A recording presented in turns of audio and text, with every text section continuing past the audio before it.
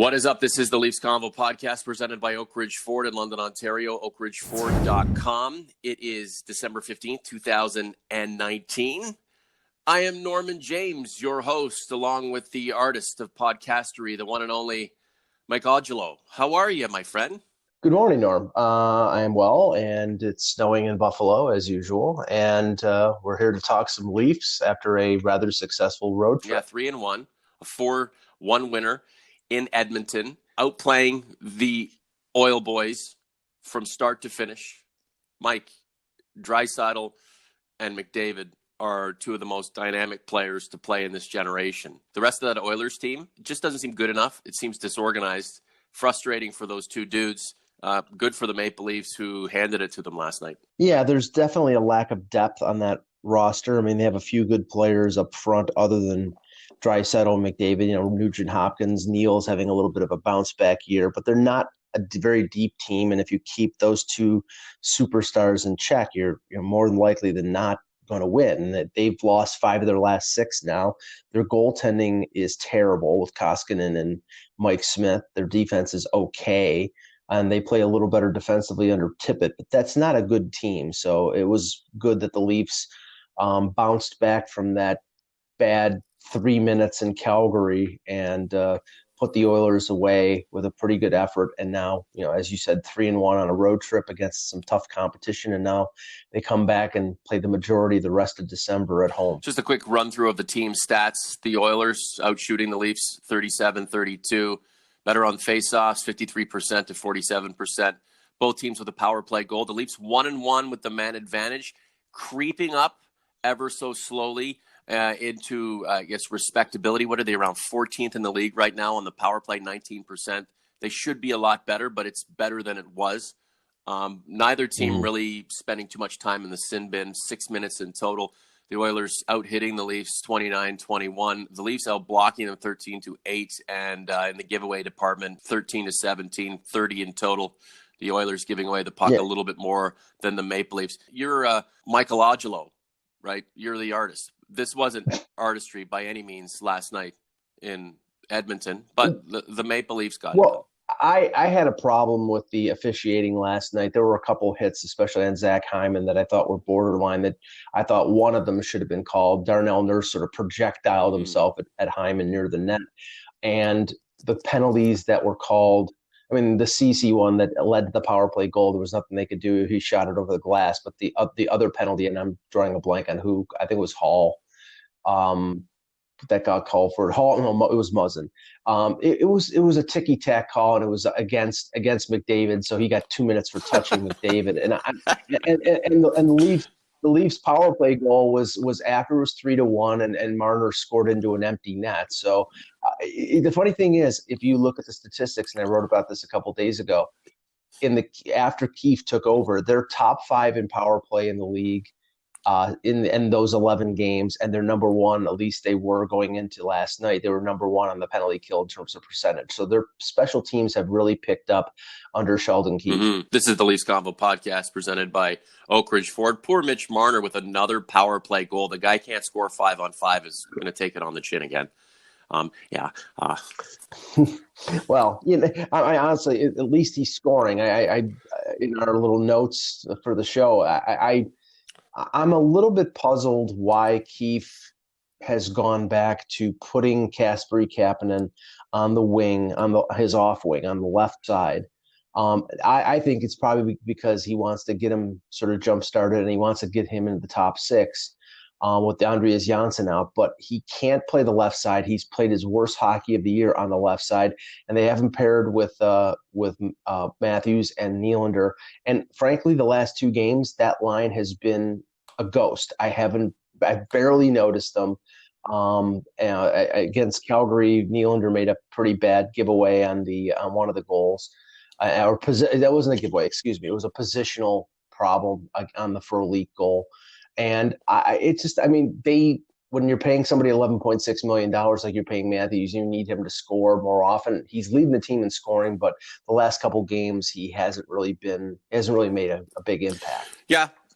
Are they passengers, or are they gripping it too tight, or maybe just not the focal point right now, which is good, allowing other players on the team to step up. You look at the Oilers, right? The two top guys, not many other contributors on that squad. You need a full contribution. Boston, on the other hand, that's a full team effort most nights, and the standings reflect that.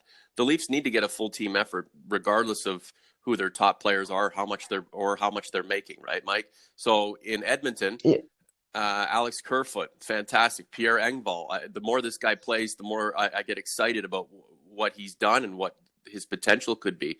Engvall with 2 points, Kerfoot with 2 points, Ilya Mikheyev with a goal, and some really nice passing in parts of the game, just setting guys up and not necessarily getting any sort of reward for it, but you can sense what is going to come with this kid's creativity. Your buddy Freddie Gauthier coming in, going top shelf on a wonderful dish from Dmytro Timashov, who was pretty much a Lone Ranger, Mikhail Grabovski style there in the third period, going deep into the Oilers' end, just playing with the puck, waiting for Gauthier to slip in through the slot. That was a nice goal to put the Leafs up 3-1 at a time where the Oilers were getting some momentum, Mike. So these are players who are not on the periphery, but tertiary support guys, and getting it done to encapsulate a pretty nice run on the road. And when you're getting those contributions, especially at a time when the top guys aren't producing, that's what you need. Well, in the first 3 games of the road trip, it was almost all exclusively the top 6 that scored. Hyman, Tavares, Marner, Matthews. I think the only goal that I can think of that didn't come off of one of their sticks was the Spezza power play goal in St. Louis. In this game, as you pointed out, it was all the third line and the fourth line. And they broke long goalless streaks. Kerfoot was 1-11, I believe. Mikheyev is his first goal in 22 games, and Gauthier was his first in 26. So getting offense from secondary sources is extremely important for this team. So it was really good that they did that. And I agree with what you said. That third line, I've liked Engvall for 2 years. I saw him play a lot with the Marlies. I saw him on that Calder Cup Marley team a couple years ago, coming over from I believe it was the Finnish league.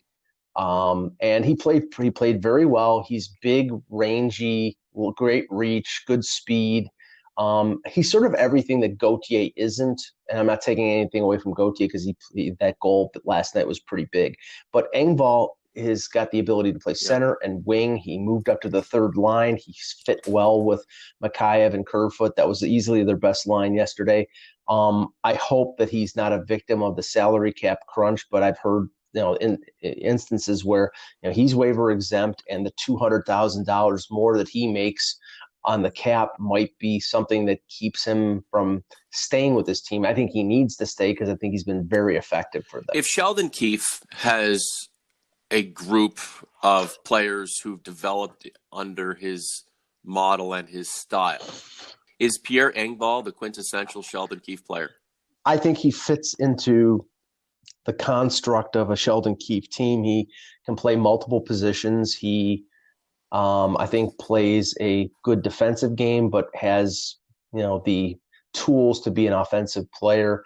And he hasn't been fazed by the NHL. I mean, this is a guy who, remember, I think he has 10 or 11 games in the NHL. He had been exclusively playing in Europe and in the American Hockey League up until then, and he really doesn't seem to be any different of a player than the way he played in the American Hockey League, and that's good. I mean, it's something that he's not awed by the experience of being in the big show. So he's been a good addition, and I think he's a keeper in my eyes. But again, whether the cap allows it when all their injured players come back, and I say that, but that has never been the case this year because every time everybody is back, somebody gets injured. Norman James in London, Ontario. Michelangelo in Buffalo, New York. It just has a ring to it.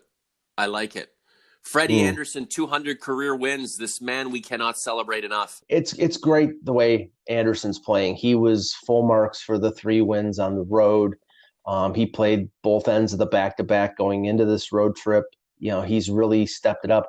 But and I cannot remember who it was. I think it may have been Kelly Rudy last night on the Hockey Night in Canada broadcast, or one of the other commentators, but they're using Anderson way too much. It's a situation where they have to because of where they are in the standings right now, but the Leafs are going to pay for this later on in the season or in the playoffs if they get there. And right now their focus is getting back into the race, getting into the playoffs, getting in a more favorable position. But really now he's played 7 straight games. He's going to play against Buffalo on Tuesday, and then Hutchinson will get in for one of the 2 back-to-backs next weekend. But that's 8 games in a row, and with a lot of stress and this is not a typical 8 games where he's playing, facing 19 shots. He's facing 30, 35, 40 shots, and he's been the star for this team. So they're going to have to find a way at some point this year to get Anderson some more rest. He's on a pace right now to play, I think, 67, 68 games. That's just way too much. And he's not going to have anything left in the tank when it comes April if they are in a playoff. Should your backups have goals against average 4+? Michael Hutchinson's 4+, Kazimir Kaskasuo 6+. I mean, you need a calming presence back there, a veteran Curtis McElhinney kind of guy. And we're going to continue to bring up Curtis McElhinney because he was perfect at that time. And that's the last time the Leafs had next to perfection at a position. And I'd like to see the Leafs be able to get a Curtis McElhinney type. Young goaltenders in a backup role. We saw how that worked for Garrett Sparks. Will it be a veteran? Are they available? Probably not. But if there's someone who can bring a veteran type poise, that's great. You need a goaltender who comes in every 4th or 5th night, gets between the pipes. The guys look back at him and he says, you know what, dudes, I got this. Don't worry about it. The funny thing is that Hutchinson was that last year when they acquired him from Florida. Sparks and Anderson were hurt, and he was steady and he played really well for a 5-game stretch. And then he was sent to the Marlies, and he played well down there. And then the whole thing with Sparks happened in the playoffs where he was the backup. This year, it just seems. Now, he's at fault because he's not making the big save when the team has needed him to do it. But even Kyle Dubas said it would be nice if the team played in front of Hutchinson the way they play in front of Anderson. Because if they did, then I think they would have a win. But they don't have a win. I don't know. It's inexplicable. Sometimes it's just, a team is inspired to play in front of a certain player and not inspired to play. Or sometimes it's the fact that they know that they have to play better in front of a backup, and then they just do mentally the exact opposite of what they're supposed to do. So who knows? But I mean, right now, I think the reason the Leafs don't have a backup is because the backups that they can afford would be an upgrade over Hutchinson. These teams are asking for too much. The closer you get to the deadline is, probably, the prices will drop a little bit, but then, you're probably going to be playing Anderson down the stretch, and how much work will that backup, whoever it is, how much will they get? I mean, if you trade for Ryan Miller from Anaheim, which has been one of a number of names that have been mentioned, Ryan Miller could play 1 every 3 games. I'm not saying that they'd want to go away from Anderson that much, but he could play 1 every 3 games down the stretch and maybe play 8 or 9 starts, and that would give Anderson enough rest. But getting him and what it would cost, or getting a Alexander Georgiev from the Rangers, who's a really good young goaltender. I mean, forget Tristan Jarry. He's basically stolen the job from Matt Murray in Pittsburgh. So it's going to be a challenge for Dubas to get an upgrade as a backup. Talk about pro sports, though. Ryan Miller would haunt the Maple Leafs night in, night out, season in, season out. Imagine him being the backup on a Maple Leafs team as his career rides into the sunset. It's amazing. It would be ironic because, I mean, I've been witness to many of those Buffalo-Toronto games, and he's always had the Leafs number. But so did Tom Barrasso back in the day, and Tom Barrasso ended up in a Leaf uniform. So it'll be strange, but I've seen stranger things. Don't forget Don Pupa or Darren Pupa. Don't forget Darren Pupa. Donnie Edwards. Did Don Edwards play for the Leafs too? Yeah, Donnie Edwards played for the Leafs. Oh my gosh, Donnie Edwards with those pads and the helmet. young OGs, converts, look up Don Edwards and laugh. I mean, the guy was just the stereotypical goalie of the early 80s. Love it. Amazing. Just a few things from community. Oh, by the way, like and subscribe to the YouTube channel. We have so many listeners who come in and partake in what we do, podcast in, podcast out, but no subscribes, no subscriptions, nothing. Do us a favor. We need the subscriptions. Thank you very much. Just hit the subscribe button. You know it's worth your while. Do us a solid. Leafs conversation, cool and trending. I really envy that Edmonton power play unit. That's about it, though. Yeah, I mean, it's nice to have, the best player in the league and one of the top 5 in the league. I mean, funny thing is, I think that in terms of overall personnel, the Leafs have better overall personnel on their power play. But, it's nice to have Draisaitl and McDavid. Maciek Gutkowski. I know this is probably wishful thinking, and it is. But, man, would Colton Parayko look nice playing alongside Riley. Another good option would be Brett Pesce in Carolina coming to the Leafs. Yeah, I don't think that either are going to be traded. I mean, last year their names were out there, but in the offseason, anything is possible. I mean, with St. Louis, they're not going to trade Parayko because they're probably going to lose Alex Pietrangelo unless he agrees to a team-friendly deal. He's a pending UFA. They traded for Justin Falk because they might lose Pietrangelo to free agency in Carolina. By the way, how is Jake Gardner doing in Carolina? Oh, that's right. He's minus 18. I'm sorry to say, it's like, but anyway, Pesce is one of their better defensemen. They're not giving him up. Mike just rubbing it in. We all knew what Jake Gardner was, Mike. We all knew.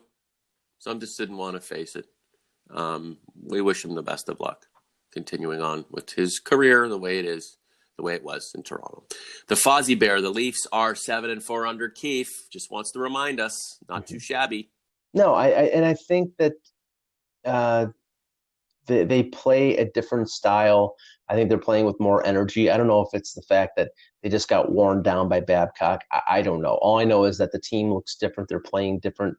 There are still some things that I think drive fans a little crazy. I mean, the game in Calgary is symbolic of things that had happened earlier in the year where they just seem to have – they go into vapor lock for like 3 or 4 minutes where nothing they do goes right. And when they come out of that 3 or 4 minutes, they're down by a couple goals. It's, they just lose focus. And, this team, and that might be a symptom of, being a youthful team. They have enough experience that you would think that would happen.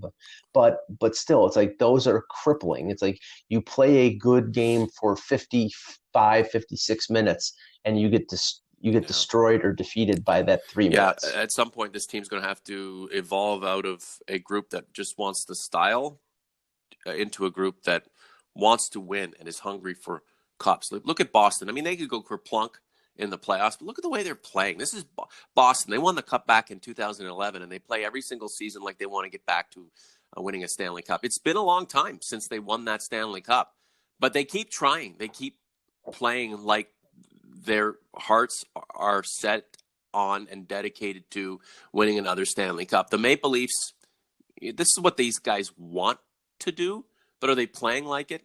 Have they come together like it? They were playing for a hard-ass coach who just didn't want to change his ways in Mike Babcock. But, I mean, were the Leafs dedicated enough within to rise above that and win a first round? No. Is this going to be a season where they get to the first round again and then lose? I mean, then who's to blame, right? The idea that this team loses its focus, slips into a coma and then comes out of the coma and finds itself down in the game and at a position where they can't get back into it. Just doesn't make any sense, especially for a group of guys who've been together for a few years now. I mean, when is it going to mature, right? But I don't want to harp on them too much. I mean, they did pretty well out west, and now it's time to come back and play the Buffalo Sabres. Your Sabres, Michael. I know they're your Sabres, whether you like them or not. They're your Sabres because you are the pride of Buffalo, New York, Cheektowaga specifically. Last word to you about what you're expecting from the Sabres at the Leafs on Tuesday and beyond. Well, just an update on this because Tyson Berry blocked a shot last night in that game, left the game, came back, tried to sort of tough his way through it, couldn't do that through at the beginning of the second period, so they went with 5 defensemen. Sheldon Keefe after the game said that the x-rays were negative, but he was just in too much pain. Now that was said about Marner a few weeks ago before they found something else. They'll do a more, I would say, detailed examination of Barry probably today or maybe tomorrow morning. So we'll get an idea. Now, if he is out for any significant time, and if it's a foot injury, he's a very slick skating defenseman, so that definitely would affect him. Whereas some more plodding defensemen maybe actually even play through it. But that's going to be a big loss for the Leafs, and so we can't exactly say what's going to happen until we get a firm diagnosis on it. But they did say last night on the broadcast that if Barry was hurt and it was a long-term injury, that might prevent the Leafs from sending and allowing Rasmus Sandin to go to the World Juniors. I don't think it's going to affect that because I would think they would want to let Sandin go to the World Juniors because I don't expect them to recall him unless they lose a ton of players on the blue line. They piled up enough veterans there they could get through a couple weeks with Martin Marincin, God forbid, or Kevin Gravel or Jordan Schmaltz playing on the bottom pairing. The hope right now is that it's not a long-term injury. Hey, great news, Mike. For the season, the Leafs are +1. Uncharted territory. Not bad.